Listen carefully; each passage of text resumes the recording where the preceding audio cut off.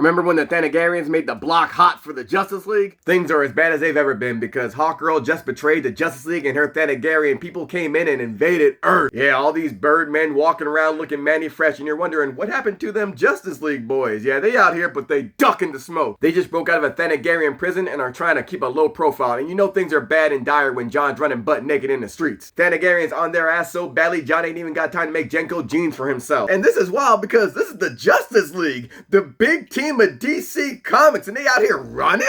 They in the shadows ducking? They got Superman, Wonder Woman, and Green Lantern hiding behind dumpsters? They had to save their ass by hiding behind trash? They got Flash dumpster diving. This man has the key to his city. And he out here up to his knees in some half-eaten Five Guys used lifestyles, Bowflexes, and ShamWows? Barry Allen is jogging in his grave right now. These guys need a place to hide out, and they find one, and I find it kind of wild that John Stewart is the only one that has his hand shackled. Thanagarian's got some explaining to do there, but Superman's able to break him out even though his powers are still not at full strength. Everybody gets inside, Diana covers her tracks, and now we're all hanging out inside of a giant TJ Maxx. Oh wait, no, this is like 2000, so this is probably like a Daffy's. Superman can see that the Hawks is out, literally patrolling all over looking for them. And that wouldn't be bad. That'd be okay if these Thanagarians weren't out here talking that cash shit, because the next thing they know is they hear them on the PA system saying, hey, everybody, your Justice League, the ones y'all know and love, they all soft. Your heroes ducking the smoke. They out past curfew. If they want to get it popping, they can. I'm pretty sure I might have seen Superman hiding behind some trash. I don't know. I'm just saying. And if they ain't a garbage team, then why they hiding in garbage? Allegedly. Now I give the Justice League credit. They didn't take the bait and they realized, all right, we got to go on the ground. But how do they hide? These Thanagarians got us posted on the Summer Jam screen. So how are we supposed to hide?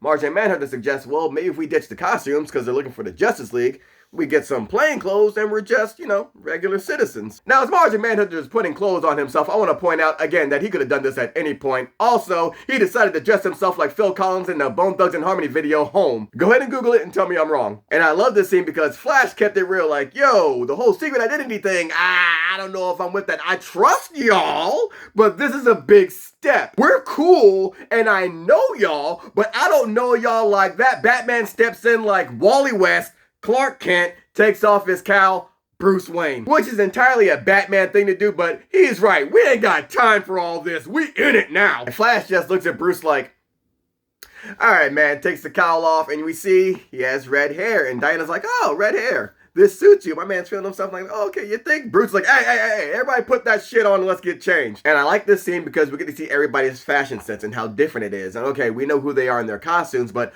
what is their sense like of themselves when they're in their civilian clothes? I love how we see John like, oh, you're gonna see the real me as he goes and gets a big ass wrench. Yeah, wrench and beanie John Stewart is the best John Stewart. John's got a street gritty style, and we see Martian Manhunter is dressed like he's about to be a concierge, or perhaps host an acting class. Wally West is dressed for tech support. Clark Kent is Clark Kent, so suit and tie. And my girl Diana dressed like nobody told her that disco is dead, because in her mind, nah, I'm still at Studio 54, baby. I'm still out here getting it. Diana dressed like she about to jump in the Soul Train line. I love it. Now, Bruce Wayne's fit is somewhere between Calvin Klein ad and cool substitute teacher. That scene really stands out to me because they were kind of forced to trust each other even more in a point where they weren't prepared to, because they've been through a war before, but they never been through a war like this where the invaders were actually winning. Got them ducking behind trash cans and dumpsters. I'll never get over that. It's such a great moment showing that even though they're down, they're never out. And in this moment of entire stress and a whole authoritative regime trying to come in over them, nah,